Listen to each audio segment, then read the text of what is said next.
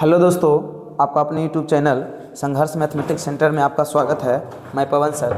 जैसा कि आप लोग देख पा रहे हैं, ये सभी बच्चे हर बच्चे को बोर्ड पे लाया जाता है और हर बच्चा अपने मन से कुछ न कुछ बोलेगा, हिस्ट्री के बारे में, सिविक्स के बारे में, पॉलिटिकल साइंस के बारे में, ठीक है, इकोनॉमिक्स वगैरह हो गया, और ज्योग्राफी हो गया, भूगोल, और बाकी आपदा प्रबंधन हो गया, है ना, उससे रिलेटेड ये सब बात करेगी।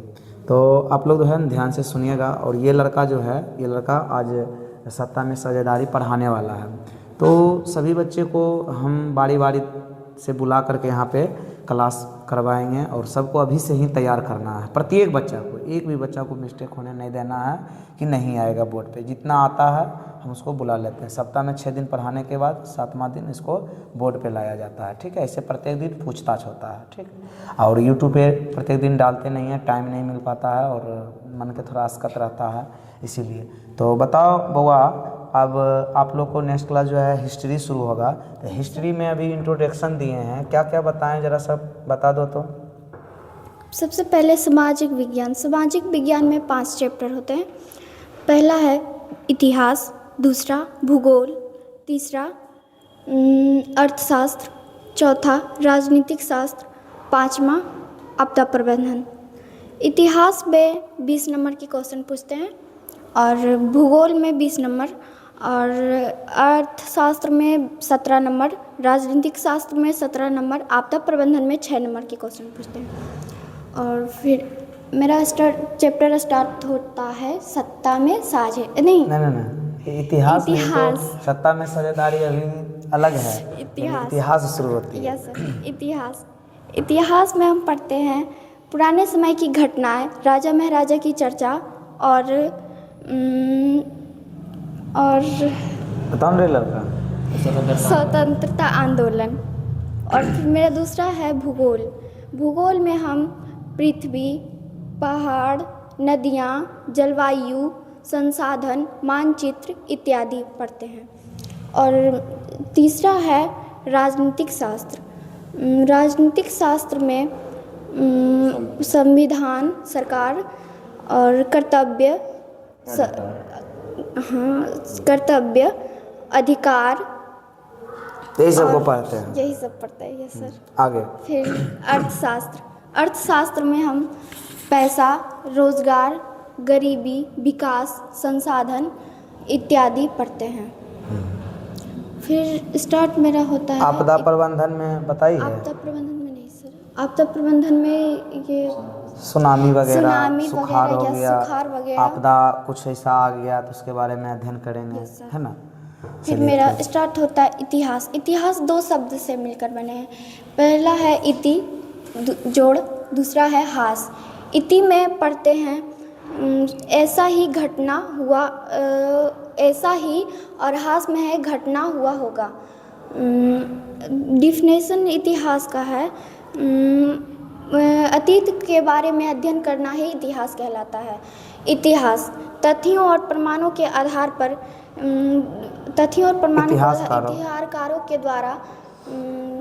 इतिहासकारों के द्वारा सर भूल गई। इतिहासकारों के द्वारा बताया गया है कि तुम बताओ लड़का, बताओ। हाँ, इतिहासकारों के द्वारा क्या क्या तथ्यों एवं प्रमाणों के आधार पर इतिहासकारों द्वारा पिछले घटनाओं के बारे में किए गए उजागर को इतिहास कहते हैं। इतिहास का पिता हेरोडोटस को कहा जाता है, जो कि यूनान देश के निवासी थे। इन्होंने संपूर्ण विश्व के इतिहास के बारे में चर्चा किया। जो कि जम्मू कश्मीर से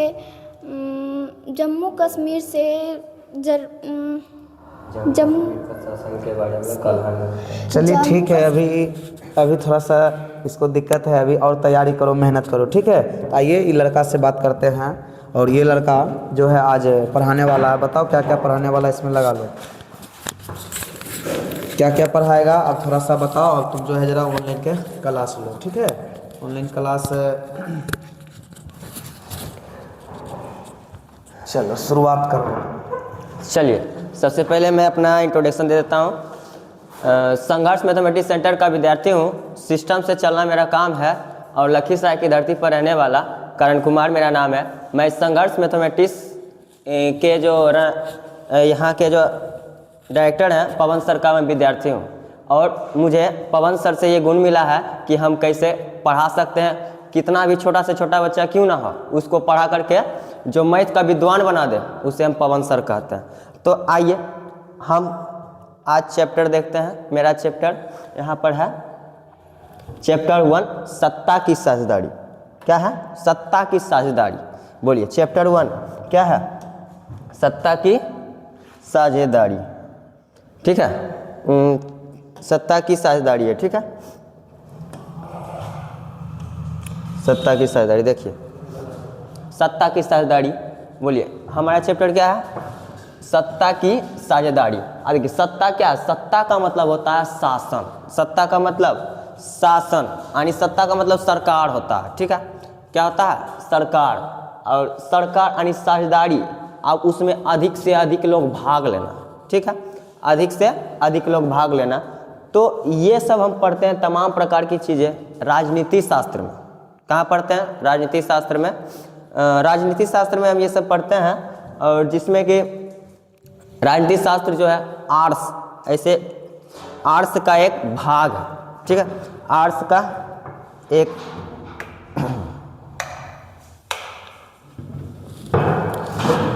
आर्ट्स का एक भाग है। ठीक, जैसे कि आर्ट्स में आता है आपका 4 चीज़ बताते हैं। आर्ट्स में कितने चीज़ आते हैं? 4 चीज़। पहला आता है आपका इतिहास। पहला आपका आता है इतिहास। दूसरा आता है भूगोल। दूसरा आता है भूगोल। तीसरा आता है आपका, पहला इतिहास, दूसरा भूगोल, तीसरा आता है आपका राजनीति शास्त्र। राजनीति शास्त्र। और चौथा आपका आता है अर्थशास्त्र। अर्थशास्त्र। अभी 10th लेवल तक में हमें बस इतना ही पढ़ना है, उसके आगे हम जानेंगे। बहुत सारा आर्ट्स में आता है, इस सोशल साइंस में इतना 4 चीज़ आता है। और एक चीज़, हाँ, भूगोल में भी आपदा प्रबंधन को जोड़ दिया गया है। आपदा प्रबंधन को भूगोल में। और सबसे पहले हम चर्चा कर लेते हैं कि हम क्लास 10th के विद्यार्थी हैं, तो इसमें कितना नंबर का क्या क्या पूछा जाता है। तो देखिए हमारा हिस्ट्री जो है क्लास 10th में 20 नंबर का पूछा जाता है। कितने नंबर का? 20 नंबर का। उसके बाद फिर जो भूगोल है, भूगोल हमारा ये भी 20 नंबर का पूछा जाता है। उसके बाद ये जो राजनीति शास्त्र है ना, और राजनीति शास्त्र और अर्थशास्त्र दोनों 17 नंबर के पूछे जाते हैं। उसके बाद आपदा प्रबंधन से 6 नंबर के प्रश्न आते हैं। तो हमें पढ़ना है एग्जाम की दृष्टि से नहीं, अपने फ्यूचर की दृष्टि से। जितना भी एग्जाम तो हम ऐसे ही पास कर लेंगे, थोड़ा मोड़ा पढ़ेंगे पास कर लेंगे, लेकिन हमें फ्यूचर बनाना है तो हमें पूरे बढ़िया तरीके से मेहनत करके तैयारी करनी पड़ती है। तो आइए देखते हैं सत्ता में साझेदारी। चैप्टर 1 है हमारे राजनीति शास्त्र का चैप्टर नंबर 1, जिसका नाम है सत्ता में साझेदारी। बोलिए क्या नाम है? सत्ता में साझेदारी। आइए तो देखते हैं सत्ता में साझेदारी क्या होती है। ठीक है, तो देखते हैं सत्ता में साझेदारी। ठीक है, सत्ता में साझेदारी। आइए पहले देखो राजनीति शास्त्र हम पढ़ रहे हैं बुआ, तो सबसे पहले राजनीति शास्त्र जानते हैं क्या है। राजनीति शास्त्र जानते हैं क्या है? राजनीति शास्त्र कहता है राजनीति शास्त्र सामाजिक विज्ञान की एक वह भाग है जिसमें राज्य और सरकार का अध्ययन करते हैं। यानी हम देखिए हमको सब चीज़ याद है, बस आपको याद करवाने के लिए और आपको लिखना भी है, इसीलिए हम ये सब पढ़ा रहे हैं। तो चलिए आज चालू करते हैं। और देखिए आप लोग देखिए और बोलिए, जो जो हम कहेंगे बोल रहे हैं वो बोलिएगा। ये है अर्थशास्त्र। अर्थशास्त्र नहीं, मिस्टेक हो गया, राजनीति शास्त्र। ठीक है, क्या है? राजनीति शास्त्र। तो यहाँ पर कहा गया कि है राजनीति शास्त्र किसे कहते हैं? तो हम एक भाषा में बोलते हैं तो राजनीति शास्त्र जिसमें यानी जिस शास्त्र में हम किसी भी राज्य या फिर देखो हम जिस शास्त्र में हम किसी देश के राज्य यानी देश के शासन व्यवस्था का अध्ययन करते हैं उससे हम राजनीति शास्त्र कहते हैं। बोलिए क्या कहते हैं? राजनीति शास्त्र। राजनीति शास्त्र किसे कहते हैं? यानी राजनीति शास्त्र सामाजिक विज्ञान की वह शाखा है। राजनीति शास्त्र सामाजिक विज्ञान का वह शाखा है जिसमें हम किसी भी देश के राज्य, जिसमें हम किसी की देश के शासन व्यवस्था का अध्ययन करते हैं, उससे हम राजनीतिक शास्त्र कहते हैं। जिसमें संविधान का अध्ययन किया जाता है, अन्य चीज़ों का अध्ययन किया जाता है, तो उससे हम राजनीतिक शास्त्र कहते हैं। तो आइए, राजनीतिक शास्त्र हो गया। अब हम बोलना चाहते हैं कि जैसे कि हमारे पवन सर जो हैं वो मैथ के टीचर रहते हुए भी जो ये है पूरा आर्ट्स को धुआं उड़ा देते हैं। बच्चा को डायरेक्ट दिमाग में ही सेट कर देते हैं, कुछ याद करने का भी जरूरत नहीं रहता है, यहाँ क्लासरूम में ही याद हो जाता है। इतना उनमें ये है मैथ का बादशाह, लेकिन आर्ट्स को भी वे धुआं उड़ा देते हैं। तो उस प्रकार हम लोग को सर बनाना चाहते हैं। तो हम सब देखिए जो लघु है वो सब बन रहे हैं। जैसे कि आप देखिए यहाँ पर आता है राजनीतिक शास्त्र के पिता अरस्तु को कहा जाता है। बोलिए, राजनीतिक शास्त्र के पिता किसको कहा जाता है? अरस्तु को। राजनीतिक शास्त्र के पिता अरस्तु को। ये अरस्तु है, जानता है कहाँ के? ये अरस्तु है यूनान के वैज्ञानिक। कहाँ के? यूनान के ने वैज्ञानिक। इसको जंतु विज्ञान का भी जनक कहा जाता है। आप लोग पढ़े होंगे क्लास 9th में, इसको जंतु विज्ञान का भी जनक कहा जाता है। ये जो है जंतु विज्ञान, जीव विज्ञान, सबका जनक इसको कहा जाता है। कहा है? यूनान के रहने वाले थे। यूरोप में राष्ट्रवाद में पढ़ाया जाएगा कि यूनान बहुत डेवलप था अपनी चिकित्सा के क्षेत्र में, भौगोलिक खोज के क्षेत्र में, अन्य चीज़ों में बहुत डेवलप था। इसीलिए सब यहीं से निकल के आया। देखो, राजनीतिक शास्त्र के जनक कौन है? अरस्तु। उसके बाद आता है अरस्तु। अब आता है यहाँ पर डेमोक्रेसी। डेमोक्रेसी इंग्लिश वर्ड है। यानी देखो, डेमोक्रेसी यहाँ दिया गया। देखो, लोकतंत्र का इंग्लिश में है डेमोक्रेसी बोलते हैं, ठीक है? लोकतंत्र को इंग्लिश में डेमोक्रेसी बोलते हैं। देखो, ये डेमोक्रेसी शब्द जो है ना, यूनानी शब्द, कौन शब्द? यूनानी शब्द डेमोक्रेसिया। किससे? डेमोक्रेसिया से बना है। बोलिए, यूनानी शब्द डेमोक्रेसिया से बना। किससे बना है? जो है डेमोक्रेसी है, यूनानी शब्द डेमोक्रेसिया से बना।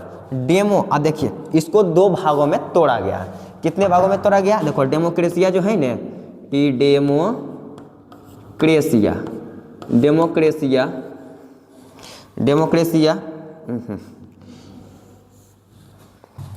डेमोक्रेसिया को जो है, देखिए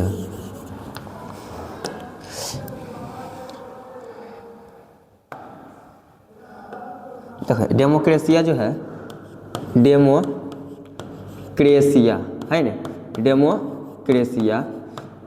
डेमोक्रेसिया को दो भाग, देखो डेमोक्रेसिया को यहाँ पर देखिए दो शब्द में, तो डेमोक्रेसिया जो है दो शब्द से मिलकर बना। पहला है डेमोस, पहला क्या है हुआ? डेमोस। और दूसरा है हुआ आपका, डेमोस का मतलब होता है लोग। डेमोस का मतलब क्या होता है? लोग। और क्रेसिया, क्रेसिया का मतलब होता है, क्रेसिया का अर्थ होता है क्या? शासन। क्रेसिया का अर्थ होता है शासन। तो इसका अर्थ हो जाता है हुआ लोगों का शासन। लोकतंत्र में हम पढ़ रहे हैं, और हमारा जो राजनीतिक व्यवस्था है वो लोकतंत्र जैसा है। बोलिए कैसा है?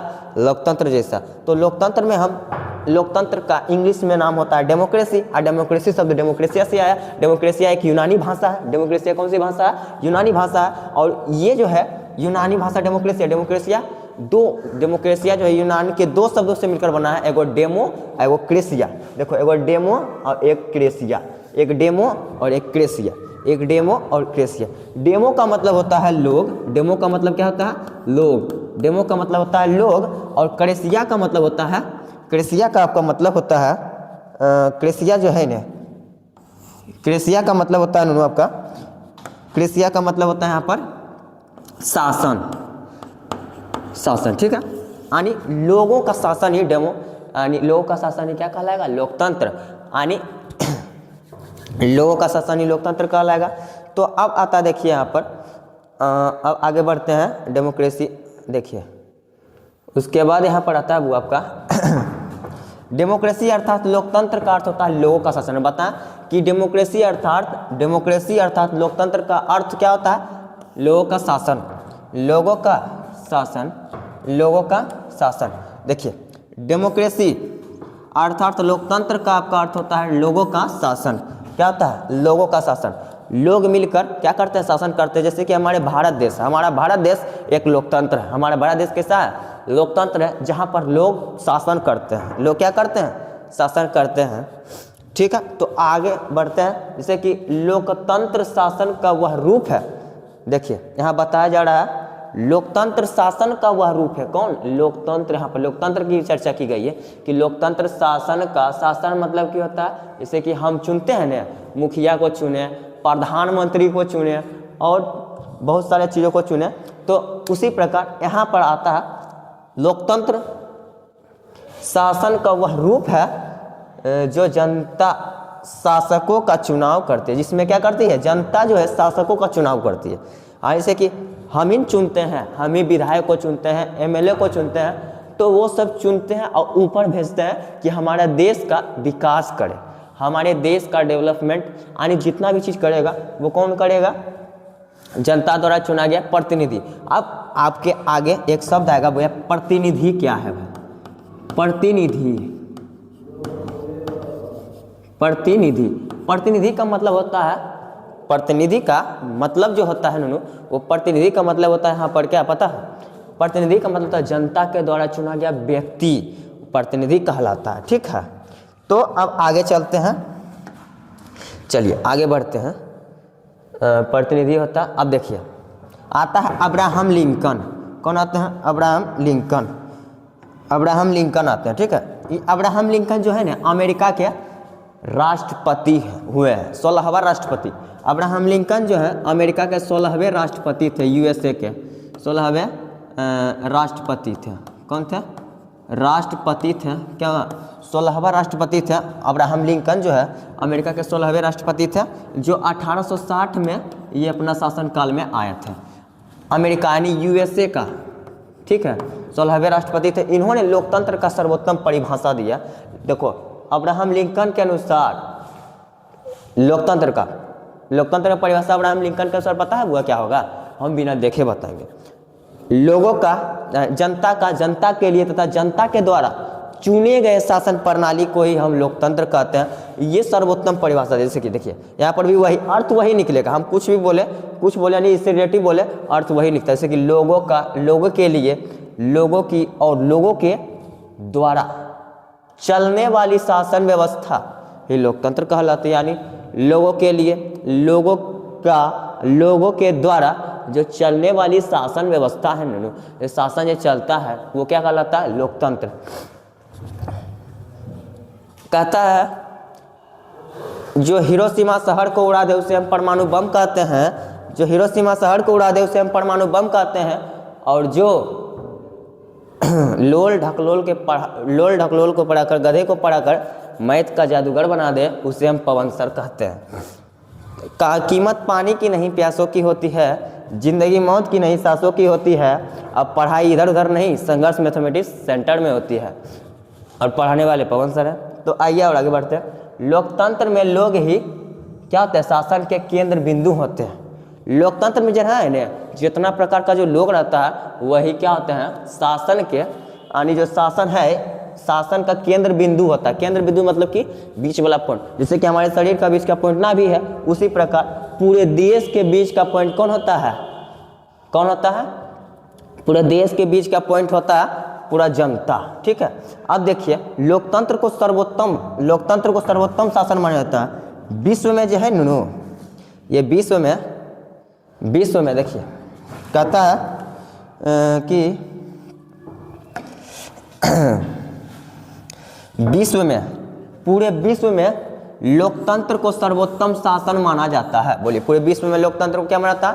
सर्वोत्तम शासन। सर्वोत्तम शासन का मतलब होता है कि सबसे ऊंचा शासन।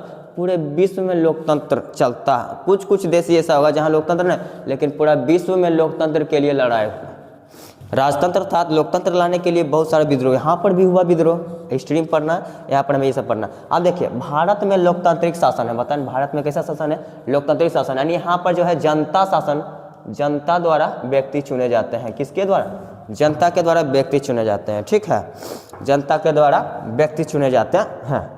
अब देखिए, अब आगे की ओर चलते हैं। आगे की ओर चलते हैं। अब देखिए लोकतंत्र जो होता है ना, थोड़ा बताना है लोकतंत्र। क्या बताना है? लोकतंत्र। ये जो लोकतंत्र है, देखिए क्या है? लोकतंत्र ना, देखिए ये जो लोकतंत्र है, लोकतंत्र पहले दो प्रकार के होते हैं। लोकतंत्र जो है ना ये दो प्रकार का होता है, एगो प्रत्यक्ष लोकतंत्र एवं अप्रत्यक्ष लोकतंत्र। ठीक है, देखिए लोकतंत्र को दो भाग में बांटा गया है बुआ। लोकतंत्र को कितने भाग में? दो भाग में। पहला है आपका प्रत्यक्ष, पहला आपका प्रत्यक्ष, दूसरा अप्रत्यक्ष, दूसरा अप्रत्यक्ष, दूसरा आपका है बुआ, दूसरा है आपका, देखिए दूसरा आपका है अप्रत्यक्ष,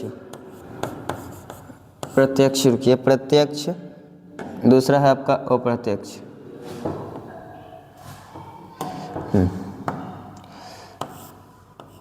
प्रत्यक्ष और अप्रत्यक्ष, प्रत्यक्ष और अप्रत्यक्ष ये दो प्रकार का लोकतंत्र। प्रत्यक्ष में क्या होता है? जनता, सब जनता ही शासन करते हैं, लेकिन अप्रत्यक्ष में होता है कि जनता के द्वारा चुना गया व्यक्ति शासन करता है। हम आगे वही पढ़ने वाले हैं, तो चलिए आगे बढ़ते हैं। प्रत्यक्ष आ गया आपका, प्रत्यक्ष क्या आ गया? प्रत्यक्ष। चलिए देखिए प्रत्यक्ष लोकतंत्र, देखिए प्रत्यक्ष लोकतंत्र है ना, पहला प्रत्यक्ष लोकतंत्र, दूसरा अप्रत्यक्ष लोकतंत्र। तो पहला जानते हैं प्रत्यक्ष लोकतंत्र, तो वैसा लोकतंत्र जिसमें, किसमें? जिसमें जनता जो है सीधे सरकार को चुनती है और चुनती है, उसे हम प्रत्यक्ष लोकतंत्र कहते हैं। यानी मतलब समझिए, प्रत्यक्ष लोकतंत्र में होता है नुनू, जनता जो रहते हैं ना, ये जो जनता सरकार को सीधे चुनते हैं, डायरेक्ट सामना सामने। ठीक है, लेकिन अप्रत्यक्ष लोकतंत्र में क्या होता है? देखिए इसका उदाहरण आ जाता है स्विट्जरलैंड। स्विट्जरलैंड में प्रत्यक्ष लोकतंत्र है। बोलिए कैसा लोकतंत्र है? प्रत्यक्ष लोकतंत्र है स्विट्जरलैंड में। ठीक है, अब आता है अप्रत्यक्ष लोकतंत्र। अप्रत्यक्ष लोकतंत्र कहता है ऐसा लोकतंत्र जिसमें जनता अपने प्रतिनिधि के माध्यम से सरकार को चुनते हैं, जिसमें जनता, हम जैसे कि जनता है ना, जैसे कि देखो जनता अपने प्रतिनिधि के माध्यम से शासन को चुनते हैं। देखिए यहाँ पर है प्रतिनिधि शब्द, तो प्रतिनिधि यानी जनता के द्वारा चुना गया व्यक्ति अब क्या करता है? सरकार को चुनता है, तो उससे हम क्या कहते हैं? अप्रत्यक्ष लोकतंत्र कहते हैं। मतलब जैसे कि देखिए ये है, देखिए ये जो है ना,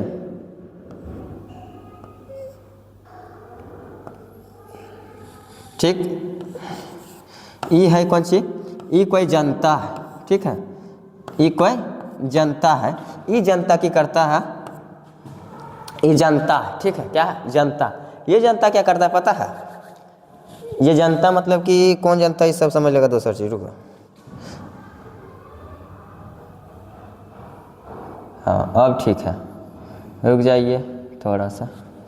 हाँ तो चलिए आइए, अब समझ में आएगा कोई है? देखिए ये जो जनता है ना, ये क्या करता है? पहले अपना मुखिया को चुनता है। किसको चुनता है? कहता है मुखिया साहब खड़ी होइए, मुखिया को चुना। अब ये मुखिया चुनेगा किसको? आगे वाला जनता को। तो इस प्रकार सरकार को चुनते हैं। तो ये अप्रत्यक्ष लोकतंत्र में होता है। उसमें क्या होता है? जनता खुद यानी सीधे नहीं चुनेंगे, जनता जो है उसमें सीधे नहीं चुनेंगे, वे चुनेंगे अपने प्रतिनिधि के द्वारा। अब आगे बढ़ते हैं, आगे आपकी बारी। जैसे कि देखिए अप्रत्यक्ष लोकतंत्र में हमारा भारत आ जाता है। अप्रत्यक्ष लोकतंत्र, हमारा भारत क्या है? अप्रत्यक्ष लोकतंत्र। देखिए अप्रत्यक्ष लोकतंत्र में हमारा भारत आ गया। अब आता है संविधान, हमारे भारत का संविधान। हमारे भारत, हम पढ़ रहे हैं, हम कहाँ के हैं? भारत के निवासी हैं, तो हम अपने भारत का संविधान पढ़ेंगे। तो आइए देखते हैं अपने भारत का संविधान। तो कहता है संविधान, हम बताते हैं इसे संविधान क्या है। संविधान एक ऐसा शासन, देखो संविधान एक ऐसा शास्त्र है जिसमें हम क्या करते हैं? जिसमें जो है किसी भी देश को चलाने वाले नियमों और कानूनों का संग्रह होता है। ठीक है, उसमें नियम कानून लिखा हुआ रहता है, उसी को हम संविधान कहते हैं। बोलिए क्या कहते हैं? संविधान। यानी जिसमें हम क्या करते हैं, समझिएगा, जिसमें हम देश के शासन को अध्ययन करते हैं। आप देखिए यहाँ पर समझते हैं, किसी देश को चलाने के लिए, कोई भी देश को चलाने के लिए जिस नियम कानून की जरूरत होती है, जिस नियम और कानून की जरूरत होती है, उसी के संग्रह को हम संविधान कहते हैं। क्या कहते हैं? संविधान कहते हैं, आपका खूबसूरत सा आंसर हो गया। संविधान किसे कहते हैं? तो किसी भी देश को चलाने के लिए जिन नियमों और कानूनों की जरूरत होती है उसके जिन नियमों और कानूनों की जरूरत होती है उसके संग्रह को ही हम संविधान कहते हैं। अब आता संविधान सभा, जहाँ पर संविधान देखिए चुने गए प्रतिनिधियों की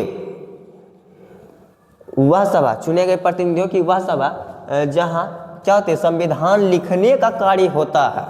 संविधान लिखने का कार्य किया जाता है, उससे हम क्या कहते हैं? संविधान सभा कहते हैं। यानी जहाँ पर संविधान को बैठ के जनता वाला जो है ना, जैसे कि देखो बताते हैं, जैसे कि ये देखो ये है, एकरा में बैठ के इस संविधान सभा मान लिया जाए, तो एकरा में बैठ के हम संविधान को लिखेंगे, अब बोल के बतिया के सबसे लिखवाएंगे कि भाई सहमत हो, तो वो संविधान सभा कहलाता है। जैसे कि हमारे यहाँ पर हुआ था 73वां संविधान संशोधन, या फिर न जो हुआ था इसमें संपत्ति का अधिकार हटाया गया था, उसमें 42वां संविधान संशोधन हुआ था ना।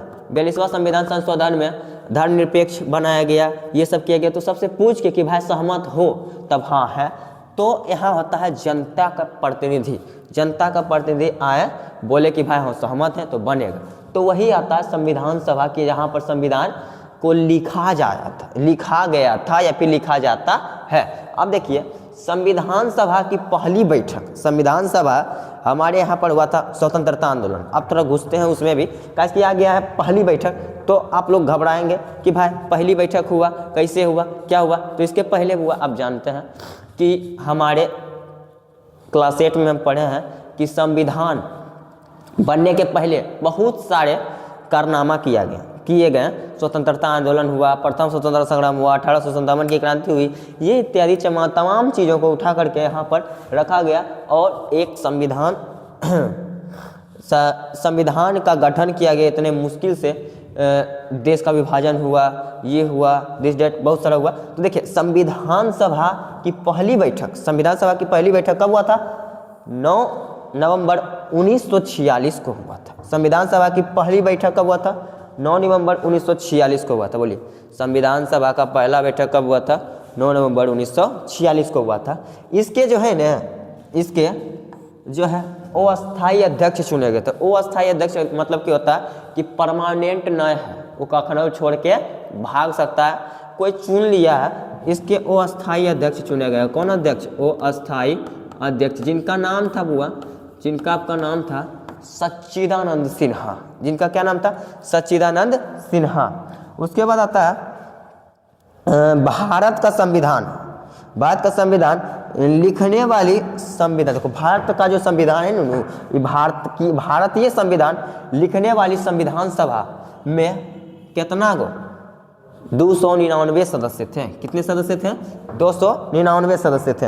अब आगे की ओर बढ़ते हैं, 299 गो सदस्य थे। उसके बाद आगे देखिए आता है 26 नवंबर 1949 ईस्वी को हमारा संविधान बनकर तैयार हो गया।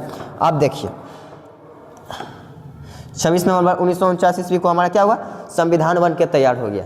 26 नवंबर 1949 ईस्वी को हमारा संविधान बन के तैयार हो गया और 26 जनवरी 1950 ईस्वी को हमारे भारत का संविधान लागू हो गया। अब एक रीजन आता है कि भारत का संविधान 26 जनवरी 1950 26 जनवरी को कहाँ लागू हुआ? ये तो 26 नवंबर को ही बन के तैयार हो गया था, तब पर भी 26 जनवरी को लागू कहाँ हुआ था? एक जो है बात बताते हैं। इस संविधान 26 जनवरी 1950 को इसलिए बना, और 26 जनवरी को ही इसलिए बना क्योंकि पहले से ही 1946 की बात है, उस समय लाहौर में रावी नदी के तट पर न सभी लोग क्या किए थे? कहता है, हाँ देखिए उन लोगों ने किया था क्या? उन लोगों ने उसी समय ठान लिया था कि जब भी हम मनाएंगे तो 26 जनवरी को ही मनाएंगे। कैसे कि 26 जनवरी 1946 ईस्वी को क्या किए थे? अपना झंडा लाहौर नदी के रावी नदी के तट पर गाड़ दिए थे। तो इसीलिए कहा कि अब जब भी मनेगा, जब भी हमारा देश आज़ाद होगा तो हम 26 जनवरी को ही हम आज़ाद करेंगे। इसीलिए 26 जनवरी 1950 को हमारा देश क्या हो गया?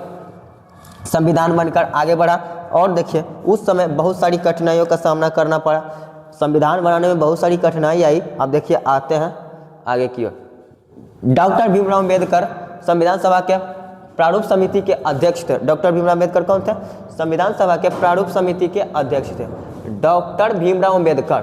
ये जो थे ये दलित परिवार के थे। बोलिए कौन से परिवार के थे? दलित परिवार के थे। सभी लोग इनसे छुआछूत जैसी ये सब क्रियाएं करते थे, यानी छुआछूत जैसे सब व्यवहार करते थे इनसे। तो दलित परिवार के थे, लेकिन पढ़ लिख कर एकदम इंग्लैंड गए, पढ़ के बैरिस्टर बन के आए। उसके बाद संविधान का रचयिता इसको कहा जाता है, हमारे भारत के संविधान का रचयिता डॉक्टर भीमराव अम्बेडकर को कहा जाता है। ये जो है प्रारूप समिति के अध्यक्ष थे। बोलिए कौन थे? प्रारूप समिति के अध्यक्ष थे डॉक्टर भीमराव अम्बेडकर जो थे वो प्रारूप समिति के अध्यक्ष थे। उसके बाद भीमराव अम्बेडकर संविधान का निर्माता कहा जाता है। देखिए भीमराव अम्बेडकर को ने संविधान का निर्माता कहा जाता है। जो भीमराव अम्बेडकर है उन्हीं के परामर्श में संविधान बना। ठीक है।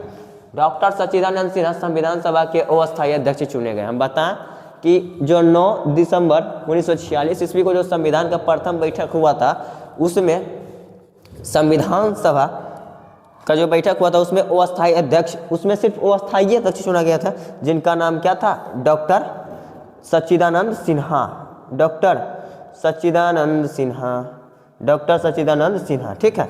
उसके बाद आता डॉक्टर राजेंद्र प्रसाद। डॉक्टर देखिए आइए बोर्ड पे डॉक्टर राजेंद्र प्रसाद भारतीय संविधान सभा के अध्यक्ष थे। डॉक्टर राजेंद्र प्रसाद कौन थे? भारतीय संविधान सभा के अध्यक्ष थे। कौन? ये दूसरा अधिवेशन, जब पहला अधिवेशन हुआ था, ये दूसरा अधिवेशन संविधान सभा का दूसरा अधिवेशन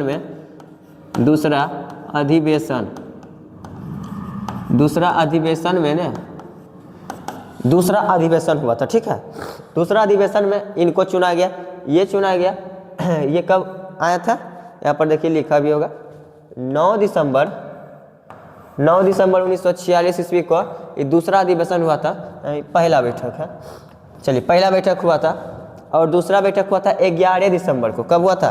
11 दिसंबर को। 11 दिसंबर को दूसरा बैठक हुआ था। ठीक है। 11 दिसंबर को दूसरा बैठक हुआ था। फिर लिखा गया वही 11 दिसंबर को दूसरा बैठक हुआ था 11 दिसंबर को, जिसमें इनको अस्थायी अध्यक्ष चुना गया था। उसके बाद आता है देखो 9 नवंबर 1946 ईस्वी को, 9 दिसंबर 1946 ईस्वी को ये जो है संविधान सभा की पहली बैठक हुई थी। कौन सी बैठक हुई थी? पहली बैठक। उसके बाद फिर अगस्त 1947 को स्वतंत्रता दिवस, अगस्त 1947 यहाँ पर दे देते हैं 15 अगस्त को मनाया गया था स्वतंत्रता दिवस। जब संविधान यानी हमारा जो देश आज़ाद हुआ था वो 15 अगस्त को हुआ था, 15 अगस्त 1947 को। उसके बाद आता है 26 नवंबर 1949 को संविधान दिवस मनाया जाता है। 26 नवंबर 1949 ईस्वी को हमारा संविधान दिवस मनाया जाता है। और स्वतः जो है गणतंत्रता दिवस, गणतंत्रता बोलते हैं या फिर रिपब्लिक डे बोलते हैं। गणतंत्रता दिवस या फिर रिपब्लिक डे जो मनाते हैं, आज संविधान जिस दिन लागू हुआ था, देखो इस संविधान जिस दिन बन के तैयार हुआ था बट लागू हुआ था कब? गणतंत्रता दिवस 26 जनवरी को लागू हुआ था। 26 जनवरी को लागू हुआ था। तो इस दिन हम गणतंत्रता दिवस मनाते हैं, आराम से झंडा फहराते हैं, जलेबी खाते हैं कि। तो देखिए ये सब आप देख रहे हैं ना, ये सब पवन सर का बदौलत है। जब तक हम लोग को लगा भाई कि हम सब अगर नहीं पढ़ पाएंगे तो फिर क्या होगा, लेकिन जब पवन सर जैसा मार्गदर्शक मिल गए तो फिर हम लोग को डरने की क्या ज़रूरत है, आगे सब हो जाएगा। तो चलिए अब आगे देखिए 26 जनवरी 1950 ईस्वी को गणतंत्र दिवस मनाया गया। 26 जनवरी 1950 ईस्वी को गणतंत्र दिवस मनाया गया। क्या मनाया गया? गणतंत्र दिवस। 26 जनवरी 1950 ईस्वी को गणतंत्र दिवस मनाया गया था, 26 जनवरी 1950 ईस्वी को। उसके बाद आया था 1 मई को मजदूर दिवस मनाया जाता है। देखिए ये क्वेश्चन है, ये सब जो क्वेश्चन है, ये सब क्वेश्चन यहाँ पर तो काम नहीं देगा आपको कंपटीशन। तो 1 मई को मजदूर दिवस मनाया जाता है।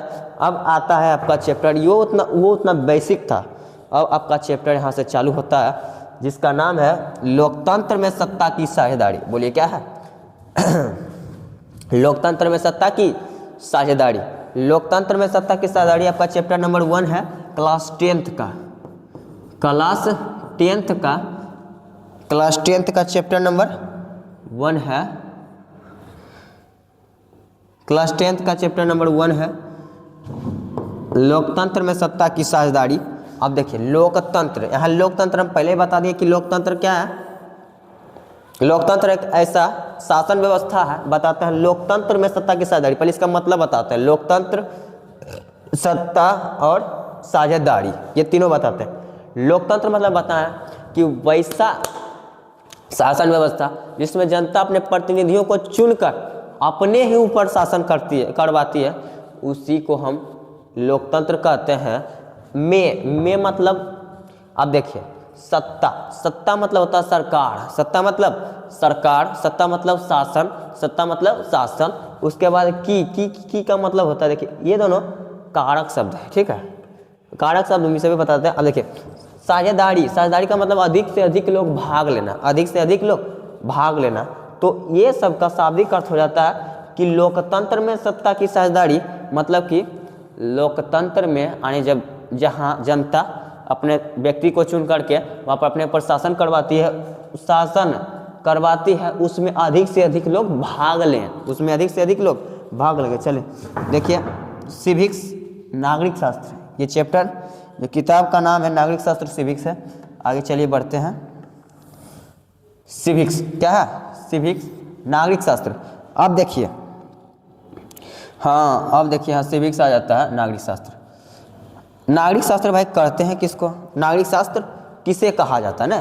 तो देखिए नागरिक शास्त्र में अच्छे नागरिकता का अध्ययन करते हैं। जैसे कि हम अच्छा एक नागरिक बनते हैं, हमको बनना है अच्छा नागरिक, तो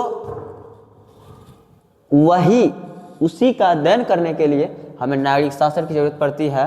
तो नागरिक शास्त्र एक अच्छे नागरिकता का अध्ययन करवाता है। हम कैसे किस प्रकार किसी देश में रह रहे हैं, तो हम अपने देश में रह रहे हैं तो अपने शासन व्यवस्था को जाने, तो अच्छे नागरिक बनने के लिए हमें नागरिक शास्त्र का अध्ययन करना पड़ता है। अब देखिए हम बताए थे वहाँ पर भी कि इसका जनक कौन है? अरस्तु। अरस्तु जो है यूनान देश से, बताए थे यूनान देश के रहने वाले थे, ठीक है। ये एक जीव विज्ञानी है, या जीव विज्ञान का जनक भी अरस्तु को ही कहा जाता है। अब आगे देखिए लोकतंत्र, जिसको बोलते हैं डेमोक्रेसी, सबका एक अर्थ एक ही है लेकिन शब्द अलग अलग। देखिए कैसे, लोकतंत्र है, गणतंत्र है, गणतंत्र है, जनतंत्र है, और की है, बहुत सारा चीज़ है। लोकतंत्र, गणतंत्र, जनतंत्र और बहुत सारे।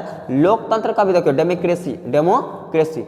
लोकतंत्र मतलब होता है लोक जोड़ तंत्र, यानी लोक मतलब जनता, तंत्र मतलब शासन, जनता का शासन। अब आता है देखिए जनतंत्र, क्या आता है? जनतंत्र। जनतंत्र का भी मतलब है जनतंत्र। देखिए जनतंत्र, इसका भी शाब्दिक अर्थ होता है जनता का शासन। अब आता है प्रजातंत्र। प्रजातंत्र का मतलब होता है प्रजातंत्र का मतलब, ये जो प्रजातंत्र है, देखो प्रजातंत्र भी प्रजा जोड़ तंत्र। प्रजातंत्र का भी मतलब होता है जनता। प्रजा मतलब जनता और तंत्र मतलब शासन। जोड़ मतलब होता है का, यहाँ क्या होता है का, तो जनता का शासन। यहाँ पर भी देखो प्रजातंत्र का भी मतलब जनता का ही शासन हुआ। अब आता है एक डेमोक्रेसी। देखिए डेमोक्रेसी का मतलब होता है डेमोक्रेसी।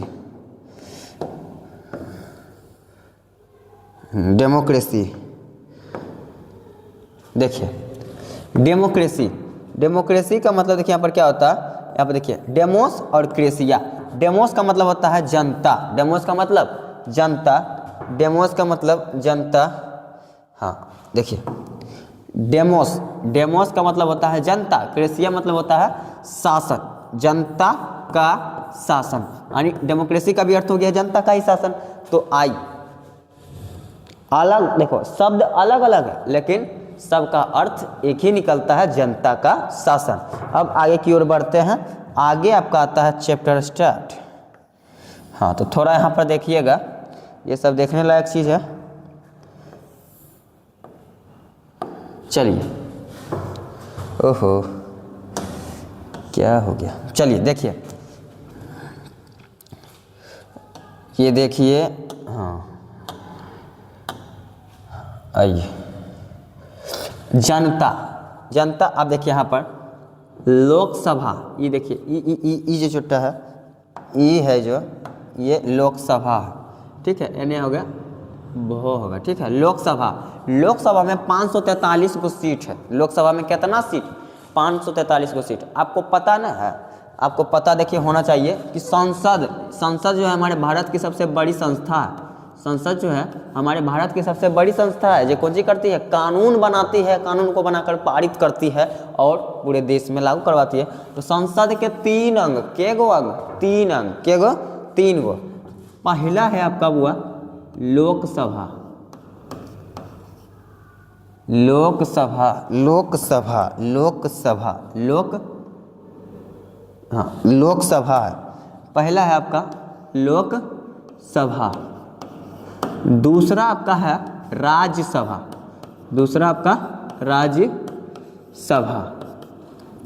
और आपका जो तीसरा आने वाला है, तीसरा जो है आपका, तीसरा जो आपका है वो आपका हो जाएगा राष्ट्रपति। बोलिए क्या हो जाएगा? राष्ट्रपति, राष्ट्र के पति। अब देखिए लोकसभा, ऐसे ही अर्थ निकल रहा है, लोक मतलब जनता, सभा मतलब बैठक होने वाला। तो लोकसभा का अर्थ हो जाता है यानी जनता जहाँ पर बैठ करके, जनता के यहाँ पर देखिए वो प्रत्यक्ष लोकतंत्र ने है, तो यहाँ पर क्या होगा?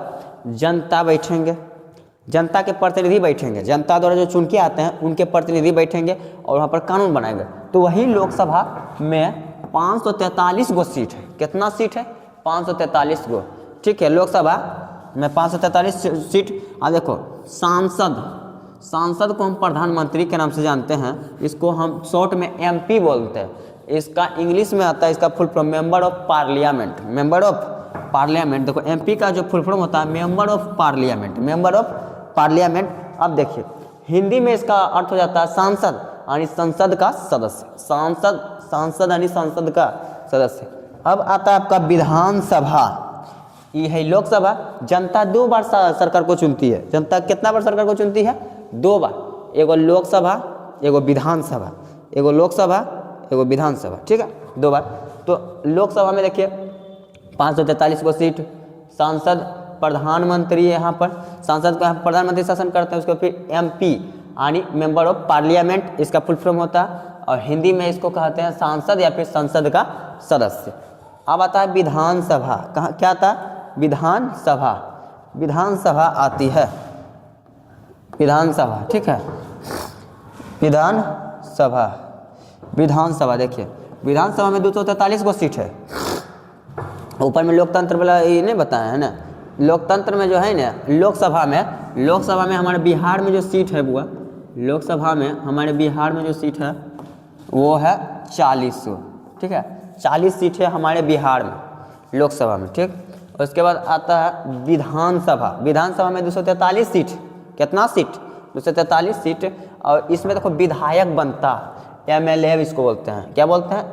एमएलए बनते हैं, ठीक है, यानी मुख्यमंत्री, ओकरा में प्रधानमंत्री, प्राइम मिनिस्टर, एकरा में चीफ मिनिस्टर यानी मुख्यमंत्री। अब एमएलए का फुल फॉर्म होता है मेंबर ऑफ लेजिस्लेटिव असेंबली। बोलिए अब बोलते जाइए, मेंबर, बोलिए क्या है? मेंबर ऑफ लेजिस्लेटिव असेंबली, जिसको हम हिंदी में बोलते हैं विधायक, हिंदी में विधायक या फिर विधानसभा का सदस्य, विधानसभा का सदस्य। अब आता है लोकतंत्र, क्या आता है? लोकतंत्र। लोकतंत्र एक ऐसी शासन प्रणाली है जिसमें जनता अपने प्रतिनिधियों के माध्यम से अपने ही ऊपर शासन कराती है। देखिए यहाँ पर भी लिखा हुआ, लोकतंत्र एक ऐसी शासन प्रणाली है। लोकतंत्र एक ऐसी शासन प्रणाली है जिसमें लोकतंत्र में जनता स्वयं अपने प्रतिनिधियों के माध्यम से, किसके माध्यम से? अपने प्रतिनिधि के माध्यम से। प्रतिनिधि मतलब बताया है, जो प्रतिनिधि है कहने ये प्रतिनिधि, ये प्रतिनिधि का मतलब होता है जनता द्वारा चुनता है जनता। ये देखो एक वही प्रतिनिधि है, की है प्रतिनिधि। ये प्रतिनिधि को बहुत सारे जनता जो है चुन चुन के क्या किए हैं? बनाए हैं इसको, और इसी के माध्यम से देखो ये अगर पर शासन करेगा तो वही हो जाएगा लोकतंत्र। क्या हो जाएगा? लोकतंत्र। तो वैसे शासन प्रणाली को यहाँ पर हम लोकतंत्र की क्या दिए हैं? संज्ञा दिए हैं, ठीक है। अब आगे बढ़ते हैं, देखिए ये हो गया। यानी लोकतंत्र एक ऐसी शासन प्रणाली है, लोकतंत्र एक ऐसी शासन प्रणाली है जिसमें जनता कौन, जनता अपने प्रतिनिधि के माध्यम से, किसके माध्यम से, प्रतिनिधि के माध्यम से क्या करते हैं, अपने ही ऊपर, यानी अपने ही ऊपर शासन करते हैं, उसी को हम लोकतंत्र कहते हैं। आगे बढ़ते हैं, आगे आता है आपका, हे भगवान, आगे आपका आता है, हाँ आगे देखिए, लोकतंत्र क्या है, लोकतंत्र की सर्वोत्तम परिभाषा, लोकतंत्र की आपका जो है सर्वोत्तम परिभाषा कौन दिए हैं, अब्राहम लिंकन दिए हैं कि लोकतंत्र ऐसा होना चाहिए। तो अमेरिका के 16वें राष्ट्रपति, हम ऊपर में बता दिए, अमेरिका के 16वां राष्ट्रपति अब्राहम लिंकन, यूएसए के जो है 16वें राष्ट्रपति, जो 1860 ईस्वी में अपने पद पर बैठे थे। ठीक है, इन्होंने लोकतंत्र का सबसे अच्छा परिभाषा दिया। इनके अनुसार देखिए, जनता का, किसके, जनता का, जनता के लिए, जनता के द्वारा चुने गए शासन को ही हम लोकतंत्र कहते हैं। बोलिए क्या कहते हैं, यानी इनके अनुसार जनता का, किसका, जनता का, जनता के लिए, जनता के लिए, जनता के द्वारा, जनता के द्वारा चुने गए शासन ही लोकतंत्र कहलाते हैं। क्लियर है। अब आता है सत्ता में साझेदारी।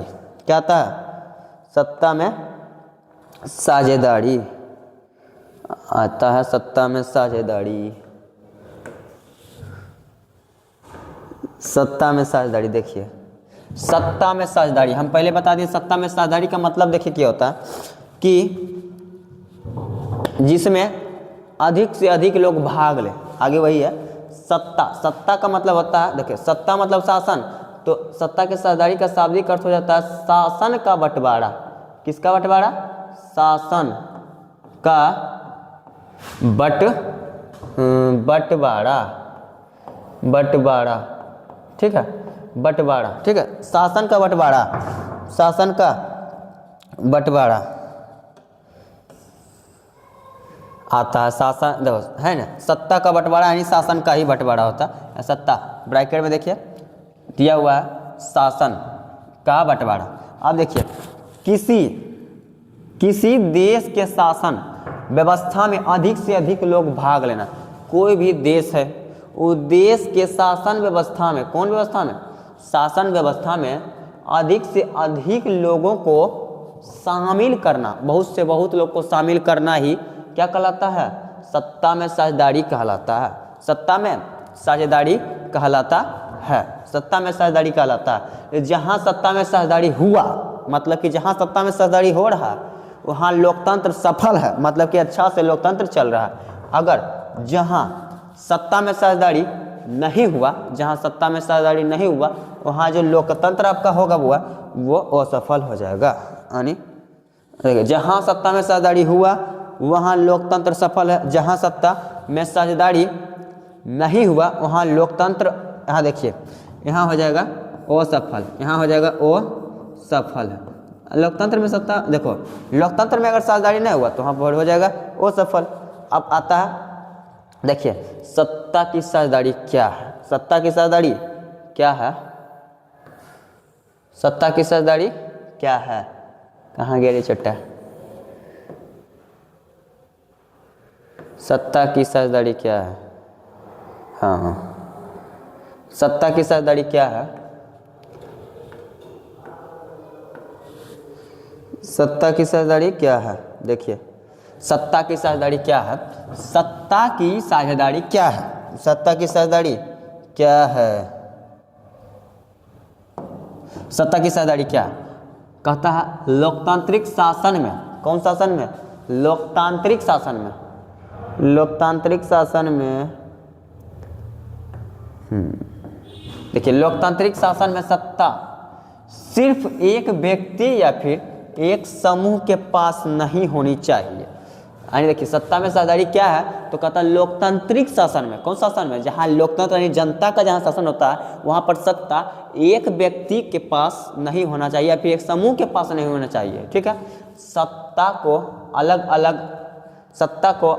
अलग समूहों, संस्थाओं और स्तरों में बांट देना ही सत्ता की साझेदारी कहलाता है। यानी सत्ता को अलग अलग समूहों, संस्थाओं तथा स्तरों में बांट देते हैं तो उसी को हम सत्ता की साझेदारी कहते हैं। यानी सत्ता को हर जगह पर बांट देना। जैसे कि भारत में जो सत्ता है, भारत में जो सत्ता है वो केंद्र सरकार, राज्य सरकार तथा स्थानीय सरकार में विभाजित है। आगे पढ़ेंगे वही वाला चीज।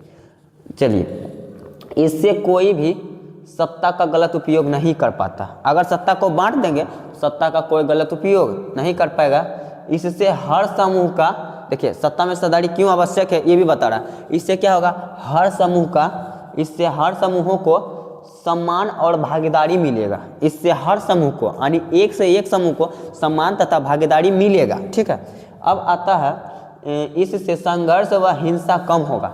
संघर्ष यानी लड़ाई झगड़ा, और हिंसा यानी मारपीट, वही मर्डर तर्डर, सब कम होता जब सत्ता में साझेदारी हो जाता है तब।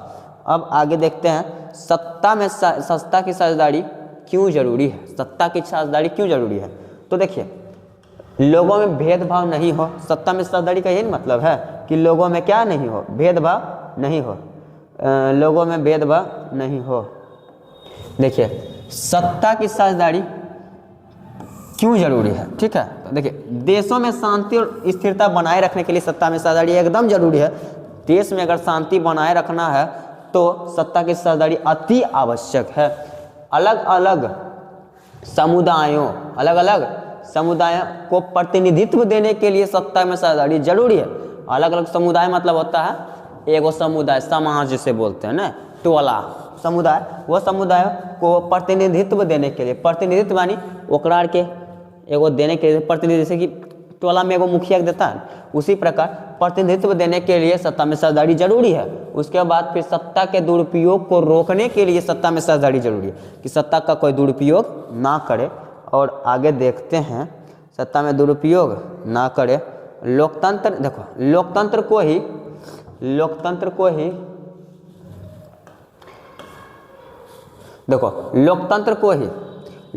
को सही तरीके से चलाने के लिए सत्ता में साझेदारी जरूरी है। और लोकतंत्र का जो विश्वास, लोगों का विश्वास सरकार पर बनाए रखने के लिए सत्ता में साझेदारी जरूरी है। क्या है, सत्ता में साझेदारी जरूरी है। उसके बाद आता है, देखिए बेल्जियम का उदाहरण लेते हैं कि सत्ता का साझेदारी कैसे किया, तो आज ये अच्छा राष्ट्र यानी अच्छा एगो देश बनल है। और जहाँ सत्ता, अब आगे है श्रीलंका का उदाहरण, जहाँ पर जो है सत्ता का साझेदारी नहीं होने के कारण वहाँ पर अभी भी लड़ाई झगड़ा होते रहा। आगे देखते हैं बेल्जियम आता है। क्या आता है, बेल्जियम बोलते हैं इसको, बेल्जियम आता है। चलिए बेल्जियम का उदाहरण लेते हैं। तो पहले देखिए बेल्जियम जो है ना यूरोप का एक छोटा सा देश है। बेल्जियम जो है यूरोप का छोटा सा क्या है, देश है, जहाँ दो बड़े समुदाय रहते हैं। दो गो खाली वहाँ दुइये गो बड़ा समुदाय, ओकरे दोनों में खाली लड़ाई होते रहता है। कौन कौन है, देखो फ्लेमिश इलाका में 59% जो है ना डच भाषा बोले वाला रहता है। कितना, कौन भाषा, डच भाषा बोलने वाले रहते थे। फ्लेमिश इलाका में कितना परसेंट, तो 59% डच भाषा बोलने वाले लोग रहते थे। और दूसरा था बेलेनिया इलाका। कौन इलाका, बेलेनिया इलाका, जहाँ फ्रेंच भाषा बोलने वाले लोग 40% रहते थे। ठीक है, यह दोनों में हमेशा टकराव उत्पन्न होता रहता था। एगो बेचारे जर्मन भाषा इसलिए धूड़ी का सामान है, ये धूली के समान है। ये क्या है, ये जो है ये धूली का सामान है। ये जो है ये धूली के समान है, ये धूल के समान है। ये जो है जर्मन भाषा 1% धूल के समान। यह दोनों में सबसे कम सबसे ज़्यादा बलशाली यही था, बेलेनिया इलाका वाला। ये हरदम एक तंग करते रहता था कि हम तोरा मारेंगे, काश कि हमको दो, देखो की कड़ा। इन दोनों में झगड़ा होते रहता था। काहे से कि फ्रेंच बोले वाला भाषा वाला जो है ना, फ्रेंच जो बोलल है, ये जो फ्रेंच बोलल है कहने गया, ये जो बेलेनिया इलाका में जो बोलता था भाषा फ्रेंच बोले वाला, उतनी अधिक शक्तिशाली था, ढेर छटपटाता था। तो इसीलिए शक्तिशाली था तो ज़्यादा छटपटाता था। तब यहाँ पर कहा कि नहीं भाई, सत्ता का साझेदारी अधिक आवश्यक है। और आगे थोड़ा है, देखिए लोगों को लगा कि भाई अगर नहीं कुछ करेंगे, अगर ऐसे ही दोनों लड़ते रहेगा तो देश में गृह युद्ध भी हो सकता है। गृह युद्ध का मतलब होता है कि देश के अंदर ही युद्ध हो जाना। देखिए गृह युद्ध का मतलब क्या होता है, देश के अंदर ही युद्ध होना। ठीक है। गृह युद्ध कहाँ गया हो, गृह युद्ध। लोगों को लगा कि भाई देश में क्या हो जाएगा, गृह युद्ध हो जाएगा। गृह युद्ध का मतलब होता है कि देश के अंदर में युद्ध हो जाए। जैसे कि नहीं होता है कि समाज में जैसे कि रहते हैं, परिवार में, जैसे कि गोतिया ने हम कोई लड़ा हो गया तो बाहर वाला मजा लेकर कहेगा कि देखो गोतिये में युद्ध हो गया, तो सैकड़ों में अगर देखो देश के अंदर युद्ध होगा तो उसको कहेगा घरे में युद्ध, यानी गृह युद्ध। गृह का मतलब होता है घर और युद्ध का मतलब होता है लड़ाई झगड़ा। तो इसका मतलब हो गया घरे में युद्ध, घर में युद्ध। देश है तो देश हमारा एगो घर है, उस घर में बहुत सारे लोग रहते हैं, तो उसी में युद्ध हो जाना ही गृह युद्ध कहलाता है, ठीक है। अब देखिए कहा भी सत्ता में सरदारी नहीं करेंगे ना तो वैसे ही छटपटाते रहेगा, लड़ते रहेगा, मरते रहेगा, करते रहेगा। एकाचकी करते हैं, बेल्जियम ने समाधान निकाल लिया कि भाई रुक, सत्ता में सरदारी को अपनाना ही पड़ेगा, सत्ता की सरदारी को अपनाना ही पड़ेगा, सत्ता की सरदारी को अपनाना ही पड़ेगा, सत्ता की सरदारी को अपनाना ही पड़ेगा। अपनाया बेल्जियम ने। अब देखो क्या करा, बेल्जियम ने समाधान कैसे निकाला, बेल्जियम ने क्या निकाला, समाधान कैसे निकाला। तो सबसे पहले वहाँ के सरकार ने क्या किया, सत्ता में साझेदारी की नीति अपना लिया कि भाई सत्ता में साझेदारी लेना है, यानी करना ही पड़ेगा, तबे जाकर उसका समाधान हो सकता है। दोनों समुदायों को समान प्रतिनिधित्व दिया, यानी जो दोनों समुदाय है ना, कौन कौन, एगो फ्लेमिश इलाका था, एगो फ्लेमिश एगो बेलेनिया, वो देखो ये दोनों जो था फ्लेमिश और बेलेनिया, ये दोनों में क्या किया, समान प्रतिनिधित्व। एकड़ा में 50 गो तो एकड़ों में 50 गो, एकड़ा में 70 गो तो एकड़ों में 70 गो, एकड़ा में 100 गो तो एकड़ों में 100 गो, इस प्रकार प्रतिनिधित्व दिया, दोनों को समान प्रतिनिधित्व दिया। उसका देखो महत्वपूर्ण फैसले में दोनों की सहमति जरूरी, ये दोनों को सहमति, जैसे कोई कानून बना रहा है तो कानून में ये दोनों का सहमति होना अति आवश्यक था, ये हुआ। उसके बाद आगे आता है आपका, हाँ देखिए बेल्जियम, ब्रुसेल्स जो थी वो बेल्जियम की क्या थी, राजधानी थी। ब्रुसेल्स जो था, ये जो ब्रुसेल्स है, ब्रसेल्स जो था वो एक बेल्जियम की राजधानी थी। कहाँ की, बेल्जियम की। यहाँ जो है दोनों इलाके को 50-50 प्रतिनिधित्व दिया, 50-50 क्या दिया, प्रतिनिधित्व दिया। कहता है इस कारण आज बेल्जियम एक स्थिर और शांत देश बना हुआ है। बेल्जियम क्या है, स्थिर और शांत देश बना हुआ है। अब देखिए बेल्जियम यूरोप का एक छोटा सा देश है। अब आता है हरियाणा के बराबर क्षेत्रफल, हरियाणा के बराबर क्षेत्रफल में देखो, हरियाणा के बराबर क्षेत्रफल कहाँ है, जो ये बेल्जियम है ना, बेल्जियम के क्षेत्रफल हरियाणा के बराबर है। वहाँ पर 1 करोड़ आबादी रहता है, बेल्जियम में 1 करोड़ आबादी रहता है। अब आता है बेल्जियम की राजधानी ब्रुसेल्स। आगे देखिए, आगे बेल्जियम की जो राजधानी है आपका, कहाँ गया रे चोटा, हाँ देखिए बेल्जियम की राजधानी ब्रुसेल्स है। ब्रुसेल्स में 80% फ्रेंच भाषा वाला, 80% फ्रेंच वाला और 20% डच भाषा बोले वाला कहता है, ये दोनों रहता था। उसके बाद देखिए ब्रुसेल्स में सिर्फ इतना दोनों रहता था, ठीक है। अब मैं देखिए 1970 से 1993 में 4 बार संविधान का संशोधन हुआ, 4 बार संविधान का संशोधन हुआ। तो 4 बार संशोधन हुआ, उसके बाद इसका खत्म। उसके बाद आता है आपका श्रीलंका, श्रीलंका है, और क्या क्या है देखते हैं, और कितना है, अभी बहुत सारा है, तोरा काल के इतना पढ़ने में दिन भर लग जाएगा।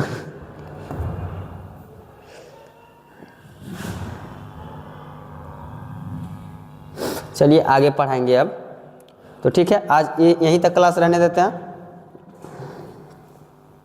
कहाँ तक हुआ है देख लेते हैं।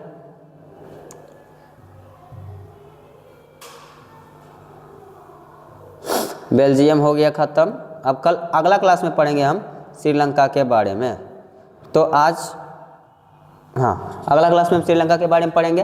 तो आज इतना ही क्लास रहने देते हैं। अगले क्लास में हम श्रीलंका से आगे चलेंगे, थोड़ा सा पढ़ेंगे, आराम आराम से पढ़ते जाना, समझते जाना और अपना कार्य करते जाना। तो हम कुछ कहना चाहते हैं, जैसे कि यहाँ पर जिस प्रकार बच्चे लोग को बुलाया जाता है उसमें सभी लोग उत्सुक रहते हैं, क्योंकि हाँ सर जो है ऐसा पढ़ा देते हैं। सर का कहना है पढ़ो तो ऐसा पढ़ो कि मास्टर बन जाओ।